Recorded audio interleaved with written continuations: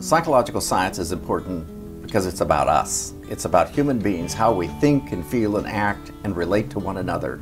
I think psychology and the study of how human beings develop, how we perceive the world, how we learn, remember, how we think, the emotional challenges that we face and the joys that we have. There's just not a more interesting subject in the world, and that's why I feel like I'm so privileged to be able to spend my days teaching it to so many people. I grew up in Seattle, the son of an insurance agent, and at age 16 I passed a state test to become a licensed insurance salesperson. So that was my first idea. And then just before my senior year decided, I don't want to become a doctor, I want to become a professor. I ended up applying to psychology graduate schools, a couple of which liked my natural science background. I was focused on teaching. That's what I wanted to do, and be at a student-centered, teaching-oriented institution. It's biologically influenced, but diet and exercise matter too. I've had the pleasure of teaching more than 65,000 undergraduates and could not have done so successfully without the help of my invisible yet ever-present colleague and friend, David Myers.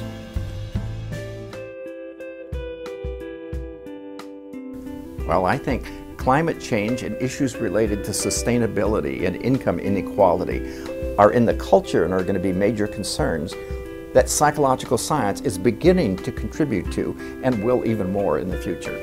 Another way in which the world is changing is that we're more connected. And so we now see emerging studies of virtual relationships and how they form and how people communicate and network together, often with like-minded others. To get included in the book, information needs to clear 3 hurdles in my mind. One is it important?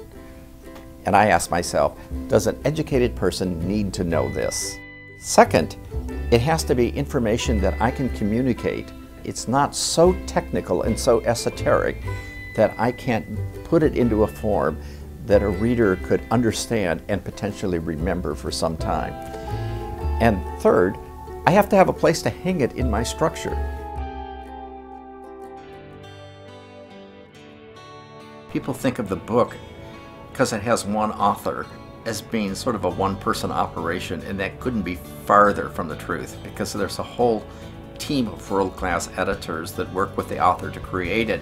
Plus, we have a whole team of people working on the whole teaching package, including recently the Psych Portal with all its interactive content. And now, in the new edition, with the Learning Curve, which is an adaptive quizzing system that builds on this idea that the active processing and rehearsal of information enhances learning and memory. And what Launchpad does is help guide people into deciding what to use and when as they integrate and build their courses. And now we also have a virtual faculty lounge where teachers can come together, share ideas. So all of these resources together make such a rich world for teachers of psychology today. As an instructor, I appreciated the supplementary materials that came with the book. The online resources complemented the material I prepared for the classroom. The examples in the text have helped me remember the material years later.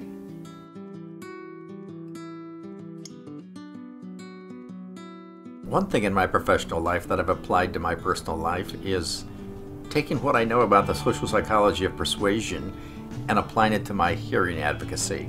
I have an avocational passion, which is transforming the way the United States provides listening assistance to those of us with hearing loss. It was just an incredible kind of transformative experience for me. All of a sudden, this clear voice was talking from the center of my head. I've written more than 30 articles and sent 10,000 emails tirelessly, I guess, promoting this to anybody who will listen. The New York Times made a big story out of this just a couple months ago, and it became almost immediately the month's second most emailed article, and there's more media to come, National Geographic and others.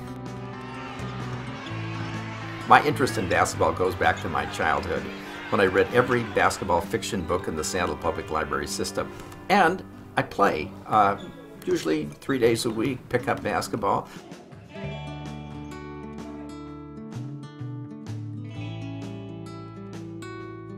Democracy flourishes when there's an educated public.